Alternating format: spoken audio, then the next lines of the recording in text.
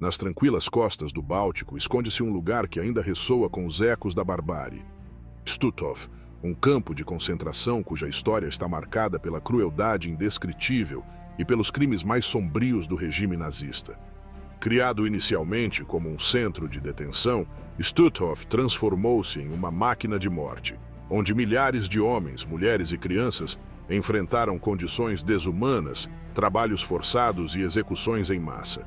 No entanto, o que distingue Stutthof de outros campos é o papel de suas guardas femininas.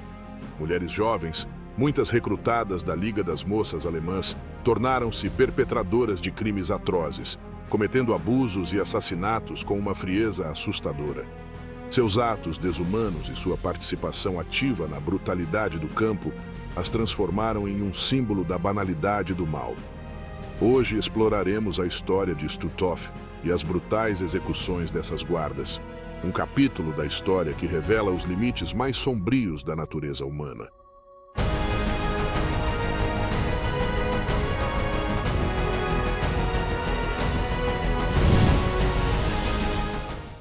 Stutthof, o inferno na costa báltica. Stutthof, localizado perto da cidade polonesa de Gdańsk, foi o primeiro campo de concentração estabelecido fora das fronteiras da Alemanha e um dos últimos a ser libertado. Sua criação em 1939, poucos dias após a invasão nazista à Polônia, marcou o início de um capítulo brutal na história da Segunda Guerra Mundial. Originalmente concebido como um centro de detenção para a elite intelectual polonesa, Stutthof logo evoluiu até se tornar uma peça-chave da máquina genocida do Terceiro Reich.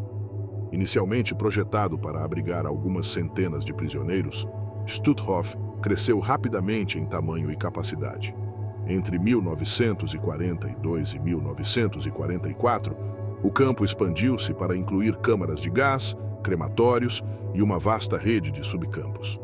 Essas instalações refletiam a transformação de Stutthof em um campo de extermínio, onde milhares de judeus, poloneses, soviéticos e prisioneiros de guerra de outras nacionalidades seriam sistematicamente assassinados. Ao final da guerra, mais de 110 mil pessoas haviam passado pelos portões de Stutthof. Dessas, estima-se que 65 mil, ou seja, mais da metade, nunca saíram com vida. A má nutrição, as doenças e as condições brutais de trabalho ceifaram a vida de milhares, enquanto outros pereceram em execuções em massa organizadas pelos nazistas. A vida em Stutthof foi projetada para quebrar tanto o corpo quanto o espírito dos prisioneiros.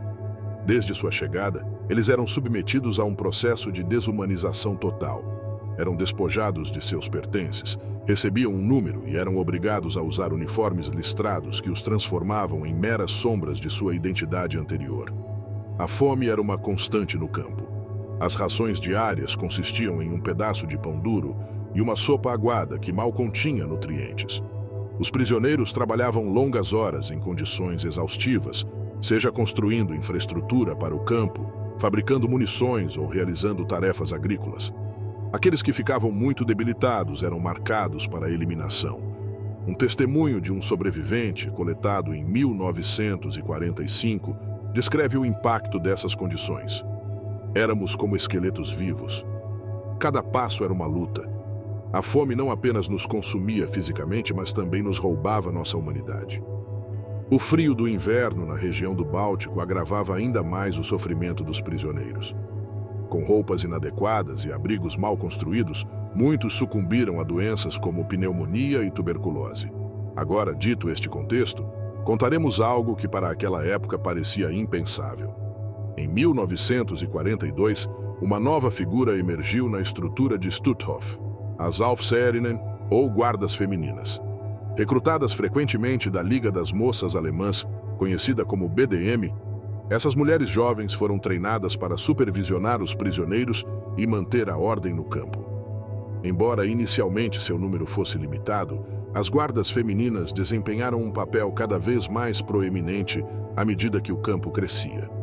As Aufseherinnen encarregavam-se de vigiar os prisioneiros e, ao mesmo tempo, participavam ativamente nos castigos e execuções.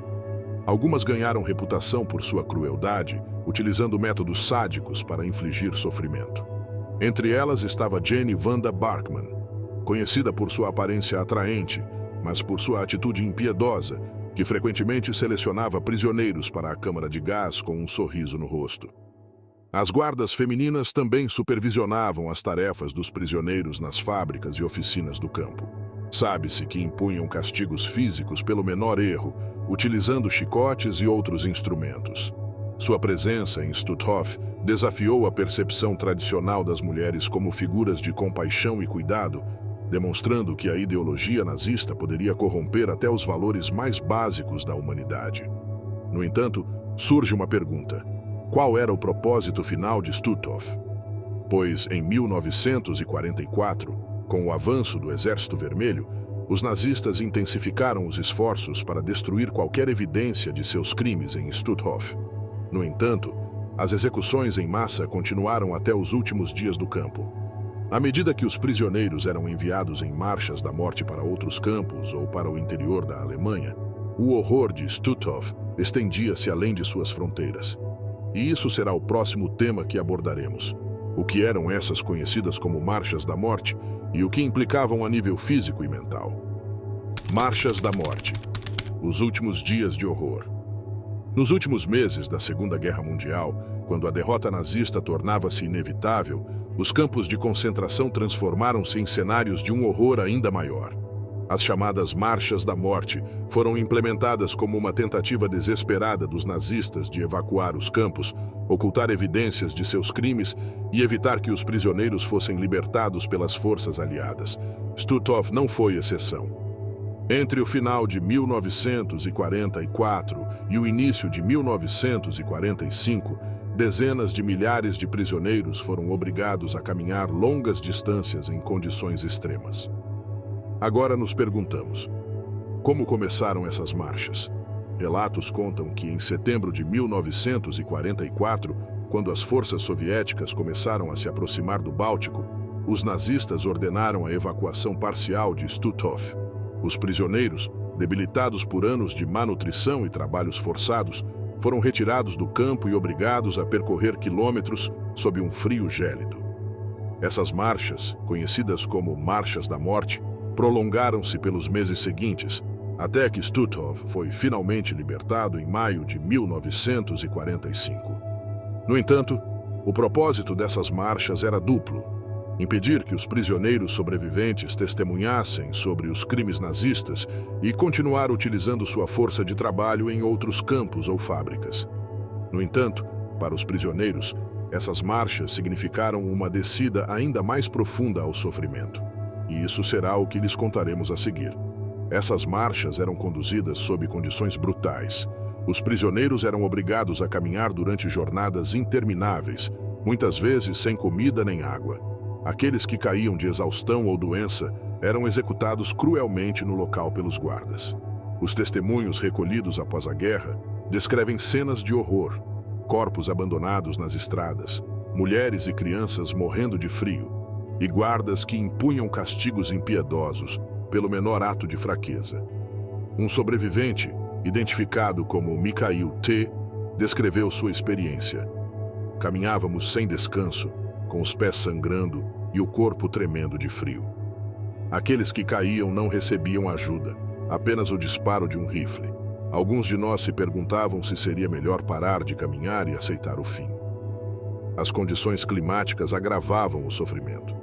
Durante o inverno de 1944, as temperaturas na região do Báltico caíram abaixo dos 20 graus negativos. Os prisioneiros, vestidos com trapos e sem calçado adequado, lutavam para sobreviver à exposição constante ao frio. Por outro lado, nessas marchas, as guardas femininas desempenharam um papel ativo na vigilância e na execução dos prisioneiros. As Aufseherinnen, treinadas no uso de armas e doutrinadas com a ideologia nazista, supervisionavam os grupos de prisioneiros junto com os guardas masculinos. Muitas delas destacaram-se por sua crueldade, utilizando chicotes e rifles para manter o controle sobre as colunas.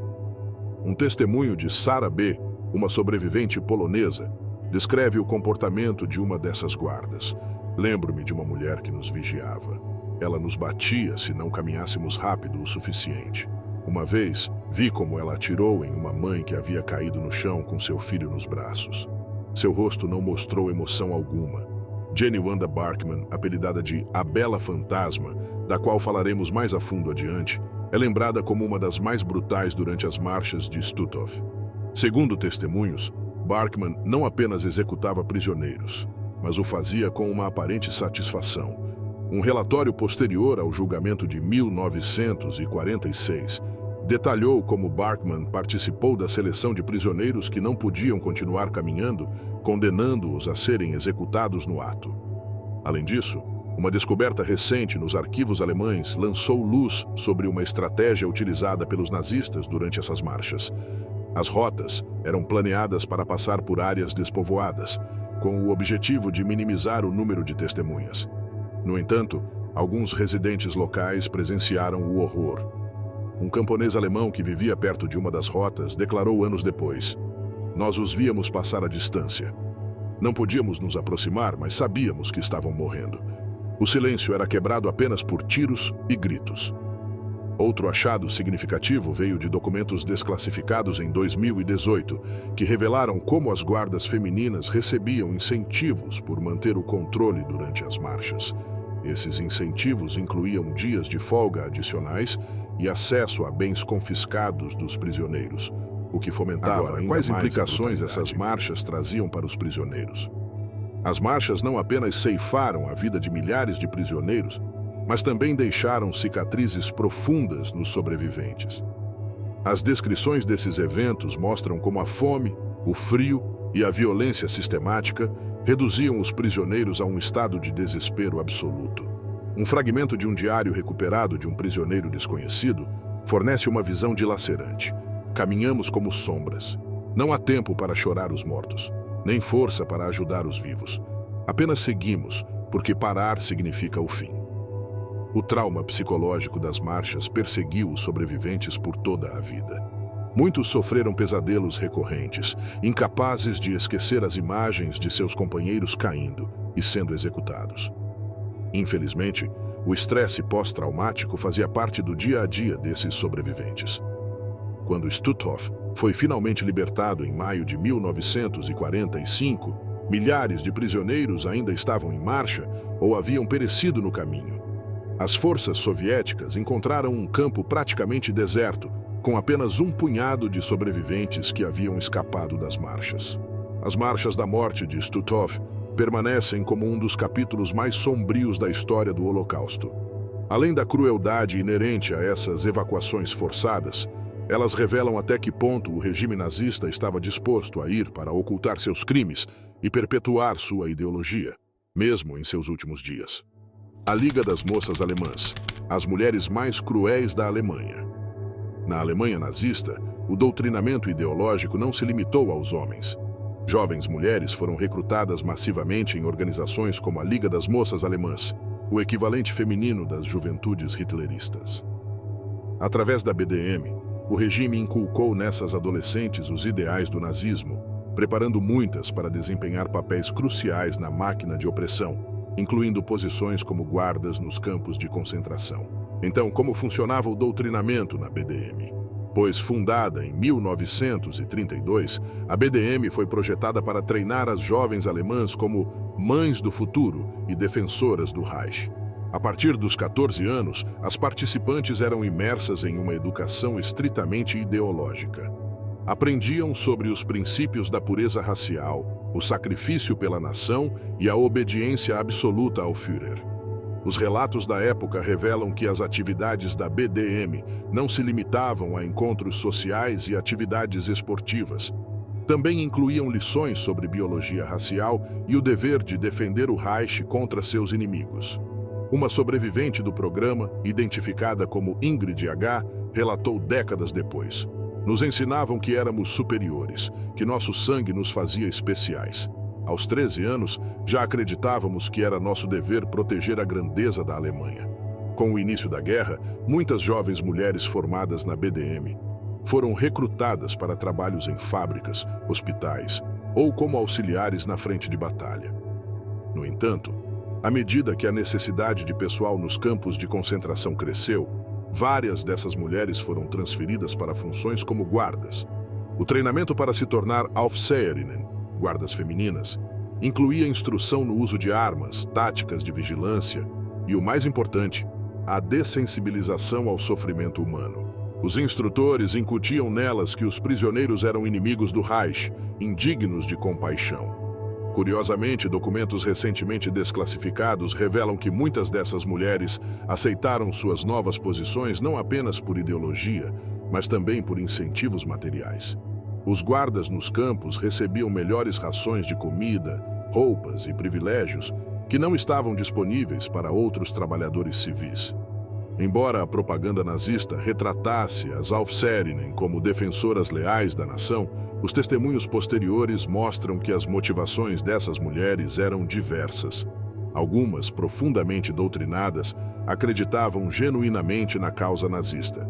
Outras viam nesses papéis uma oportunidade de ascender socialmente ou escapar da pobreza, como é o caso de Jenny Wanda Barkman, uma das guardas mais conhecidas de Stutthof. Ela foi um exemplo dessa transição. Entrou na BDM aos 15 anos e, aos 22, trabalhava como Aufseherin no campo. Testemunhos da época descrevem como ela usava sua posição para cometer atos de crueldade extrema, mas também para obter luxos pessoais. Durante seu julgamento em 1946, uma testemunha declarou: ela sempre estava bem vestida, com o cabelo arrumado e os lábios pintados. Parecia desfrutar de seu poder, como se fosse uma celebridade em vez de uma guarda. No entanto, em breve lhes contaremos tudo sobre as terríveis execuções que essa mulher realizava. Esse processo de transformar jovens comuns em perpetradoras de crimes em massa foi facilitado pelo ambiente cultural e político da Alemanha nazista. O antissemitismo, o desprezo pelos inferiores e a glorificação do sacrifício coletivo foram normalizados na educação e na propaganda. Uma descoberta notável em arquivos da época é um manual utilizado para treinar as Aufseherinnen. Esse documento instruía as guardas sobre como manter a disciplina e administrar castigos, enfatizando que a piedade é um sinal de fraqueza e que seu dever era ser implacáveis. Em 1944, a necessidade desesperada de pessoal levou as autoridades nazistas a recrutar até mesmo mulheres sem experiência prévia na BDM. Essas novas guardas, embora menos doutrinadas, rapidamente adotaram as práticas de crueldade que caracterizavam suas companheiras. Um documento recentemente descoberto menciona que muitas dessas mulheres usavam o chicote não apenas como ferramenta de controle, mas também como um símbolo de status dentro dos campos. Ewa Paradis, outra guarda destacada em Stutthof, é lembrada por seus métodos particularmente sádicos. Disse que ela organizava jogos nos quais forçava os prisioneiros a realizar tarefas impossíveis, punindo-os com golpes ou execuções quando inevitavelmente falhavam. Durante seu julgamento, um sobrevivente relatou: ela tinha uma risada que gelava o sangue. Era como se ela desfrutasse cada momento do nosso sofrimento. O mais perturbador na história das guardas de Stutthof é como essas mulheres, muitas delas jovens e aparentemente comuns, tornaram-se parte ativa de um sistema de opressão e morte. Esse fenômeno levanta questões difíceis sobre a natureza do mal e a capacidade da ideologia de corromper até mesmo aqueles que deveriam representar compaixão e cuidado. O caso de Elisabeth Becker, uma das guardas mais jovens de Stutthof, ilustra essa transição. Nascida em 1924, Becker juntou-se à BDM na adolescência e foi designada para Stutthof aos 20 anos. Embora inicialmente relutante em participar dos abusos, ela rapidamente adotou as práticas do campo. Durante seu julgamento, afirmou: "Eu apenas seguia ordens, não sabia como parar." As mulheres que passaram da BDM para os campos de concentração não eram monstros no sentido tradicional, mas tornaram-se peças-chave da máquina genocida nazista. Sua transformação de jovens idealistas em perpetradoras de crimes atrozes reflete como o doutrinamento e a propaganda podem desumanizar até mesmo aqueles que parecem comuns. Mas agora lhes contaremos tudo o que essas mulheres que mencionamos faziam e que são as principais protagonistas dessa mancha sombria da história que ocorreu durante a Segunda Guerra Mundial. Crueldade personificada. as guardas mais infames de Stutthof. Como mencionamos, no horror do campo de concentração de Stutthof, algumas figuras destacam-se não apenas por sua participação nos crimes, mas pela crueldade com que os perpetraram. Entre essas figuras, as guardas Jenny Wanda Barkman, Ewa Paradis e Elizabeth Becker tornaram-se símbolos principais da desumanização extrema que caracterizou o regime nazista. Através de seus atos, essas mulheres revelaram como o poder e o doutrinamento podiam transformar indivíduos comuns em agentes do terror. A Bela Fantasma. Jenny Wanda Barkman, que foi mencionada brevemente anteriormente ao longo deste documentário, nascida em 1922, foi uma das guardas mais conhecidas de Stutthof. Apelidada de A Bela Fantasma, sua aparência física contrastava com sua brutalidade. Alta, de cabelos loiros e rosto angelical, Barkman usava sua imagem para projetar uma falsa sensação de tranquilidade antes de cometer atos atrozes. Os testemunhos de sobreviventes descrevem como ela supervisionava as execuções com uma frieza arrepiante. Segundo um relatório apresentado durante os julgamentos de 1946 em Gdansk, Barkman selecionava prisioneiros para a câmara de gás com um sorriso e frequentemente humilhava as vítimas antes de sua morte. Um dos testemunhos mais impactantes veio de um prisioneiro judeu que sobreviveu à sua estadia em Stutthof. Ela caminhava entre nós como se estivesse escolhendo flores. Seu rosto nunca mostrava remorso, mesmo quando olhava nos olhos daqueles que sabia que morreriam. Uma descoberta inédita nos arquivos poloneses revelou que Barkman também participava em experimentos médicos realizados em prisioneiros. Embora nem todos os detalhes de seu envolvimento sejam conhecidos, documentou-se que ela supervisionava procedimentos que resultaram na morte de vários indivíduos. Durante seu julgamento, Barkman tentou justificar-se alegando que apenas seguia ordens. No entanto, os testemunhos e as provas apresentadas mostraram que ela agia com uma iniciativa pessoal que excedia as expectativas de sua posição. A mestra dos Jogos Macabros, Ewa Paradis, nascida em 1921, foi outra das figuras mais temidas em Stutthof. Seu sadismo a tornou uma presença aterrorizante para os prisioneiros. Diferente de Barkman, Paradis era conhecida por sua participação ativa em torturas e castigos que iam além da vigilância. Os testemunhos descrevem como Paradis organizava o que os sobreviventes chamaram de Jogos Macabros. Em um desses jogos, ela obrigava os prisioneiros a realizar tarefas impossíveis, como transportar baldes cheios de água com furos no fundo. Aqueles que não conseguiam cumprir as exigências eram espancados ou executados no ato. Em um caso particularmente perturbador, um prisioneiro descreveu como Paradis forçou um grupo de mulheres a correr descalças sobre a neve enquanto as golpeava com um chicote. Ela gostava de nos ver sofrer. Dava para ver em seu rosto. Era como se cada grito fosse uma vitória para ela, relatou uma sobrevivente anônima.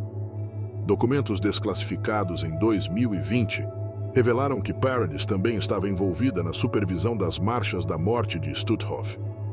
Durante essas evacuações forçadas, seu comportamento sádico foi relatado por várias testemunhas, que afirmaram que ela atirava nos prisioneiros sem motivo aparente, mesmo quando eles cumpriam as ordens. A guarda mais jovem, mas cruel, Elizabeth Becker, nascida em 1924, representa um caso diferente de Barkman e Paradis. Aos 20 anos, tornou-se uma das guardas mais jovens de Stutthof. Embora inicialmente descrita como uma jovem tímida e obediente, sua passagem pelo campo revelou uma transformação que reflete como o poder e o doutrinamento podiam corromper rapidamente qualquer pessoa, independentemente de sua idade ou crença.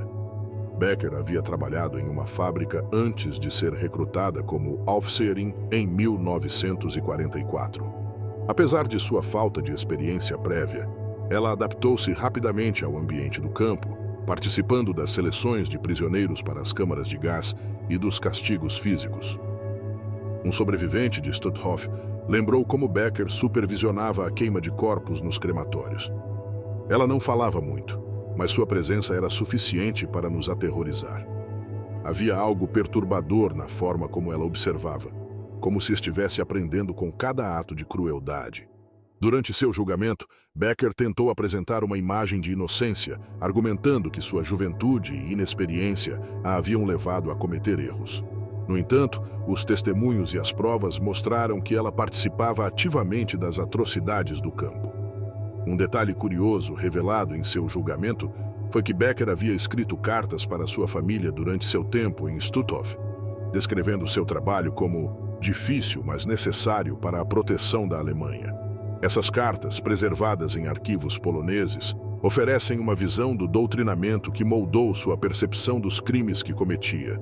Diante de tantos horrores perpetrados por essas mulheres, qual foi o destino dessas guardas? As ações de Barkman, Paradis e Becker não ficaram impunes. Durante os julgamentos de Stutthof, em 1946, as três foram declaradas culpadas de crimes de guerra e crimes contra a humanidade. Barkman e Paradis foram sentenciadas à morte e executadas publicamente em Gdansk, enquanto Becker também recebeu a pena capital, embora tenha mostrado arrependimento em suas últimas declarações. O julgamento e as execuções dessas mulheres enviaram uma mensagem clara sobre a responsabilidade individual nos crimes nazistas. Uma descoberta recente nos arquivos alemães revelou que Barkman, pouco antes de sua captura, tentou fugir pela fronteira com a Dinamarca usando documentos falsos. Embora tenha sido detida, essa tentativa destaca como muitos dos responsáveis tentaram escapar da justiça após a queda do Terceiro Reich. Outro documento, desclassificado em 2019, incluiu testemunhos de soldados soviéticos que participaram da liberação de Stutthof. Um deles afirmou ter encontrado registros pessoais de Paradis, que incluíam uma lista de castigos que ela havia aplicado aos prisioneiros, junto com comentários pessoais sobre sua eficácia. Sem dúvida, dados e testemunhos inéditos de vozes que, lamentavelmente, viveram o inferno na terra dentro desses campos de concentração inimigos, e mais ainda, com guardas tão sádicas, violentas, cruéis e malvadas, como a Bela Fantasma, Ewa Paradis e Elisabeth Becker, que eram consideradas demônios dentro desses campos de concentração nazistas. Justiça atrasada. Os julgamentos de Stutthof. No verão de 1946, pouco mais de um ano após a liberação do campo de concentração de Stutthof, começou um dos julgamentos mais importantes do pós-guerra na Europa Oriental. Realizado em Gdansk, Polônia, esse processo histórico marcou um esforço significativo para levar à justiça os responsáveis pelos crimes cometidos em um dos campos mais brutais do regime nazista. Entre os acusados estavam ex-funcionários e guardas de Stutthof, incluindo várias mulheres cujas atrocidades deixaram uma marca indelével na memória dos sobreviventes. O julgamento de Stutthof foi realizado sob a supervisão de um tribunal especial polonês e contou com ampla cobertura internacional. No total, 13 acusados enfrentaram acusações, entre eles, 6 mulheres que haviam servido como guardas do campo. Esse processo foi um dos primeiros a reconhecer a responsabilidade das mulheres nos crimes de guerra, um tema que havia sido relegado a segundo plano em outros julgamentos da época. A seleção dos acusados foi baseada nas evidências coletadas durante as investigações realizadas imediatamente após a liberação do campo. Fotografias, registros administrativos e testemunhos de sobreviventes serviram como provas fundamentais. Um dos documentos mais impactantes foi um relatório redigido pelo Exército Vermelho após a liberação do campo, que detalhava as condições dos prisioneiros e as atrocidades cometidas pelo pessoal do campo. Entre os acusados estavam figuras-chave, como as anteriormente mencionadas Jenny Wanda Barkman, Ewa Paradis e Elisabeth Becker, cujas ações já haviam sido denunciadas por múltiplos sobreviventes. Além disso, também foram processados funcionários masculinos do campo, responsáveis por supervisionar as execuções em massa e as marchas da morte. Uma descrição impactante do julgamento veio de um repórter polonês presente na sala.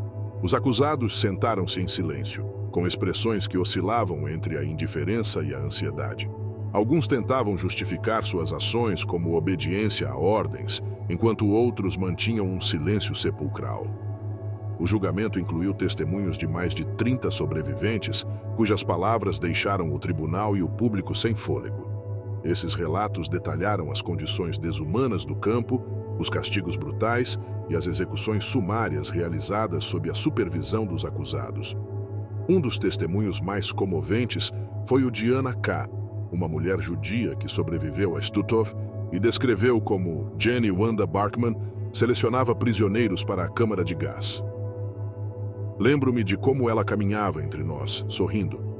Ela nos olhava como se fôssemos menos que humanos. Não esquecerei o último olhar da minha irmã enquanto a levavam para a câmara. Outro sobrevivente, um homem identificado como Piotr S., relatou como Ewa Parades o espancou até deixá-lo inconsciente por não cumprir uma tarefa absurda. Ela gostava do poder. Não era apenas obediência às ordens, era algo pessoal para ela. Agora, a justiça apenas começava para elas, já que os crimes foram comprovados. O tribunal reuniu provas irrefutáveis dos crimes cometidos em Stutthof, que incluíam a participação direta dos acusados nas seleções para as câmaras de gás, torturas e castigos físicos infligidos aos prisioneiros, muitas vezes por motivos insignificantes, a supervisão das marchas da morte, durante as quais milhares de prisioneiros morreram de fome, frio ou execuções sumárias. Um documento desclassificado em 1995 revelou que os acusados, incluindo Barkman e Parades, assinaram ordens específicas que detalhavam o número de prisioneiros enviados para as câmaras de gás em determinados dias. Essas provas refutaram qualquer alegação de ignorância por parte dos acusados. Por outro lado, no dia 31 de maio de 1946, o tribunal emitiu seu veredito. Dos 13 acusados, 11 foram condenados à morte, incluindo todas as guardas femininas presentes no julgamento. Outros 2 receberam longas penas de prisão. Elizabeth Becker, a guarda mais jovem, tentou apelar à clemência, alegando que sua juventude e inexperiência a haviam levado a cometer erros. No entanto, o tribunal determinou que sua participação ativa nas seleções de prisioneiros e sua crueldade demonstrada invalidavam qualquer possibilidade de indulgência. O 4 de julho de 1946, as sentenças de morte foram executadas publicamente em Gdansk. Os acusados foram enforcados diante de uma multidão de milhares de pessoas, incluindo sobreviventes de Stutthof e moradores locais. Este evento não apenas serviu como um ato de justiça, mas também como um lembrete dos crimes cometidos e uma mensagem sobre a importância da prestação de contas. Uma testemunha ocular descreveu a cena. A multidão estava em silêncio. Havia uma sensação de alívio, mas também de tristeza. Não celebrávamos a morte dessas pessoas, mas o fato de que finalmente a justiça foi feita. Uma descoberta notável relacionada ao julgamento foi a identificação de cartas escritas por Jenny Wanda Barkman enquanto aguardava sua sentença. Essas cartas, endereçadas à sua família, demonstravam uma falta de arrependimento e uma defesa de suas ações. Tudo o que fiz foi pela Alemanha. Se eu nascer de novo, faria novamente. Outro descobrimento fascinante foi o uso de um gravador de áudio durante o julgamento, uma prática incomum na época. As gravações, preservadas em arquivos poloneses, capturaram as vozes dos acusados e dos sobreviventes, proporcionando um testemunho vivo dos horrores de Stutthof e o impacto do julgamento. O julgamento e as execuções públicas deixaram uma profunda impressão na população de Gdansk e nas áreas ao redor. Para muitos, representaram um fechamento simbólico e uma oportunidade de enfrentar o passado. No entanto, também provocaram debates sobre a efetividade dos julgamentos públicos como ferramenta de justiça. Alguns residentes poloneses expressaram sua preocupação de que as execuções não apagassem a dor infligida pelos crimes de Stutthof. Um camponês local comentou em uma entrevista anos depois: "Podíamos ver que estava sendo feita justiça, mas as lembranças do que essas pessoas fizeram nunca desaparecerão." O julgamento de Stutthof em 1946 foi um marco nos esforços para enfrentar as atrocidades nazistas e estabelecer um precedente para a justiça internacional. Através de testemunhos comoventes e provas contundentes, o tribunal conseguiu responsabilizar os perpetradores de um dos capítulos mais sombrios da história humana. No entanto, o julgamento também revelou as limitações da justiça pós-guerra, já que muitos responsáveis escaparam ao escrutínio e viveram o resto de suas vidas em liberdade. Esse processo puniu os culpados e também iniciou uma conversa sobre a memória, a responsabilidade e a necessidade de lembrar os horrores do passado para evitar que se repitam. Mulheres que burlaram a justiça, Herta Both e as guardas fugitivas. Nos caóticos meses que se seguiram ao colapso do Terceiro Reich, muitas figuras vinculadas aos crimes dos campos de concentração infelizmente conseguiram escapar da justiça. Entre elas estava Herta Both, uma das guardas mais conhecidas de Stutthof, cuja história representa o dilema das numerosas perpetradoras que escaparam ao escrutínio por décadas. Herta Both nasceu em 1921 em uma família alemã de classe trabalhadora. Em 1942, ela se juntou ao sistema de campos nazistas como Aufseherin, desempenhando um papel ativo em Stutthof e outros campos. Testemunhos posteriores a descreveram como uma figura imponente, tanto fisicamente quanto emocionalmente, conhecida por sua disposição em usar a violência para manter o controle. Durante seu tempo em Stutthof, Both foi acusada de supervisionar seleções de prisioneiros destinados à câmara de gás e de infligir castigos brutais. Um sobrevivente, identificado como Samuel K., a lembrou dizendo: "O olhar dela era frio.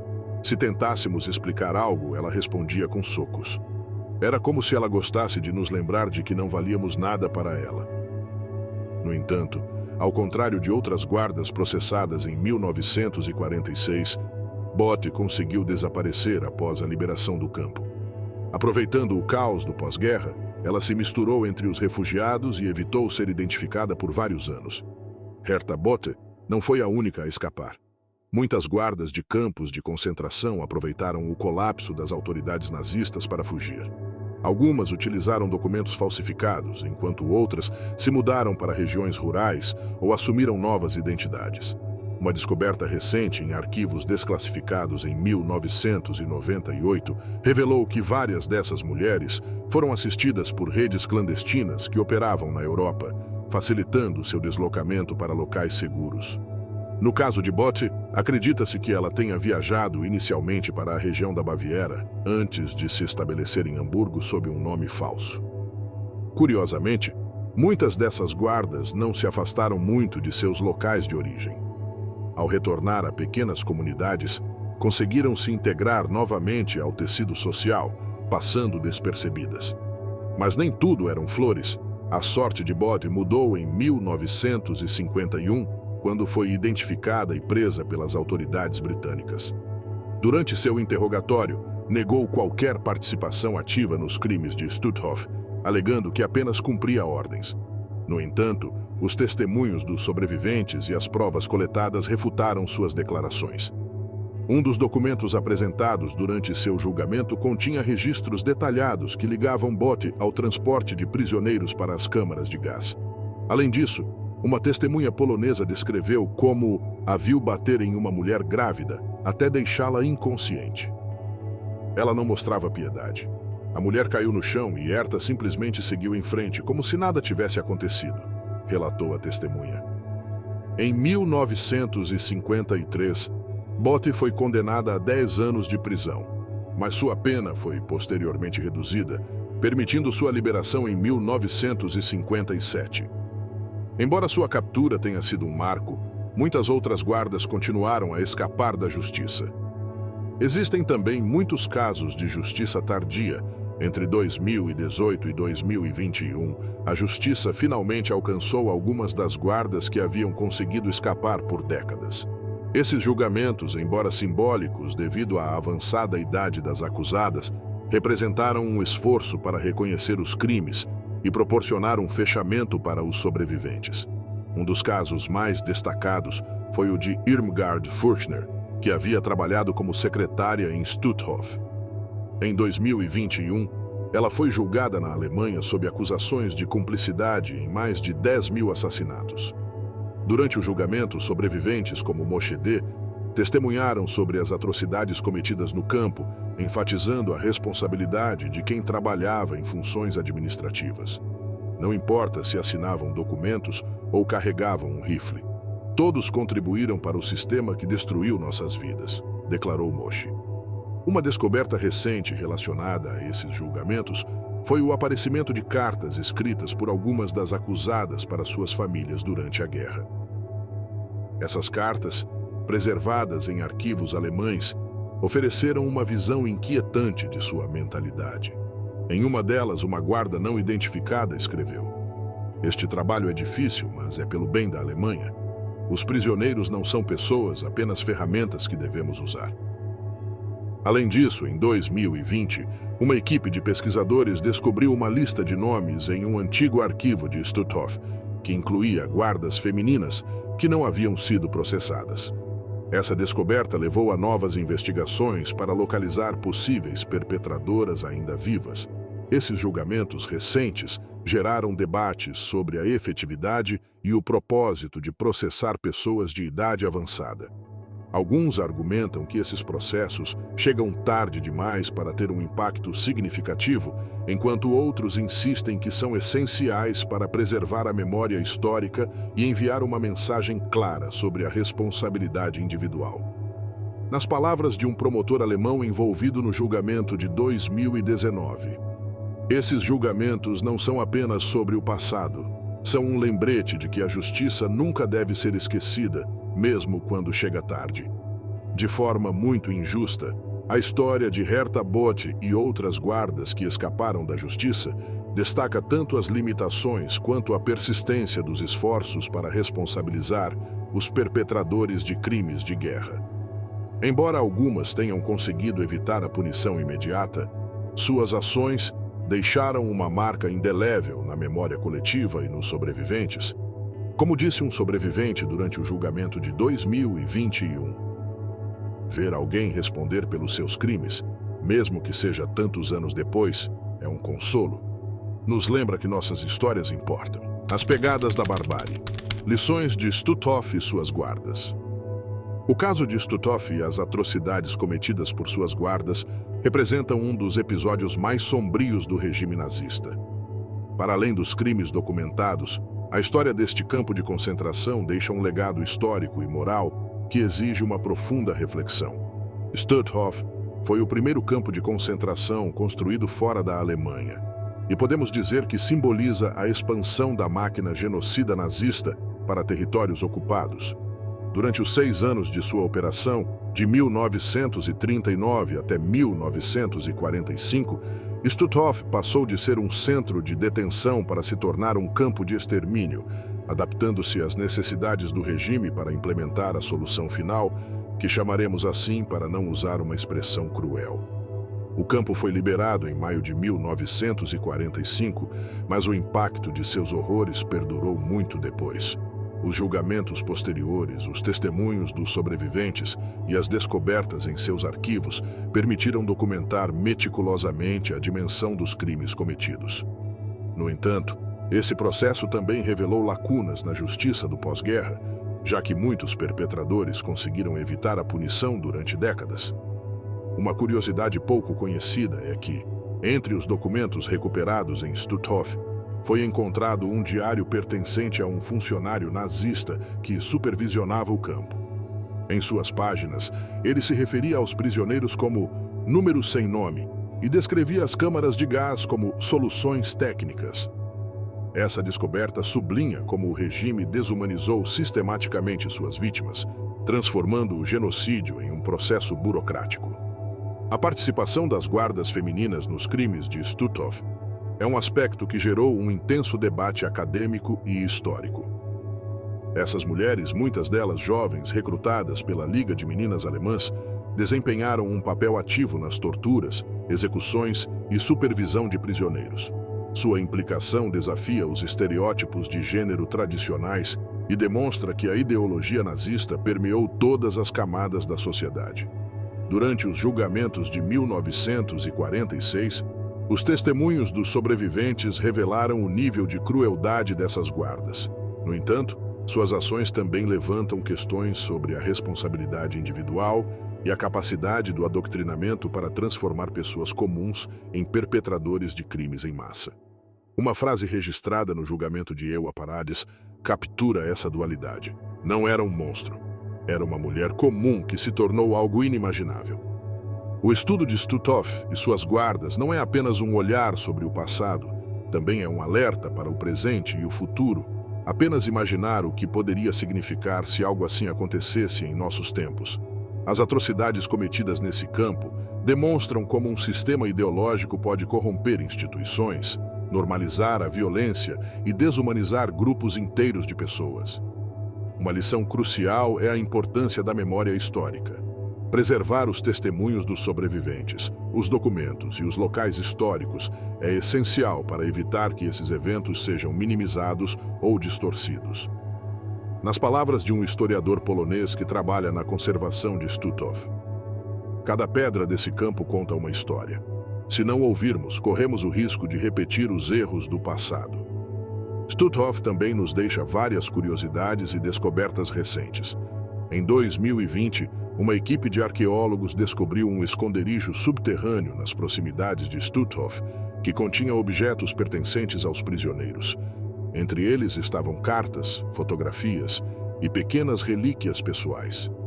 Essas descobertas forneceram novas perspectivas sobre as vidas e esperanças das vítimas, lembrando-nos de que por trás das estatísticas havia seres humanos com histórias individuais. Outra revelação recente inclui a publicação de arquivos que documentam como algumas empresas alemãs se beneficiaram diretamente do trabalho forçado em Stutthof. Esses registros levaram a processos legais e debates sobre a responsabilidade corporativa em tempos de guerra. Embora muitos perpetradores tenham sido processados em julgamentos imediatos ou tardios, o fato de que alguns tenham escapado da justiça levanta questões sobre a eficácia dos sistemas legais em tempos de transição. Os julgamentos posteriores, embora tardios, conseguiram lançar alguma luz sobre essas sombras, levando à justiça alguns responsáveis e documentando os horrores vividos pelas vítimas. No entanto, o sofrimento não termina com a punição dos culpados. As cicatrizes emocionais e físicas permanecem tanto nos sobreviventes quanto na memória coletiva. Um sobrevivente de Stutthof expressou em 2018, durante o julgamento de uma ex-secretária do campo: "Este julgamento não é apenas para mim. É para todos os que não puderam estar aqui. É nossa última chance de sermos ouvidos." A história de Stutthof, este campo de concentração que funcionou de 1939 até 1945, não foi apenas um lugar de morte, mas também um cenário onde se revelaram as profundezas da crueldade humana. A crueldade de suas guardas sublinha a importância de educar as futuras gerações sobre os perigos do ódio e da intolerância. Museus, monumentos e programas educativos ao redor do mundo assumiram a responsabilidade de manter viva a memória dos crimes nazistas. Na Alemanha, Polônia e outros países, iniciativas como visitas escolares a locais históricos e projetos de documentação ajudaram a contextualizar esses eventos e a refletir sobre como a sociedade pode resistir ao surgimento de ideologias extremistas. Hoje, ao refletirmos sobre essas atrocidades, devemos nos comprometer a manter viva a memória, a defender a dignidade humana e a educar as futuras gerações para que essas tragédias nunca mais se repitam. A história de Stutthof é um aviso que não devemos ignorar.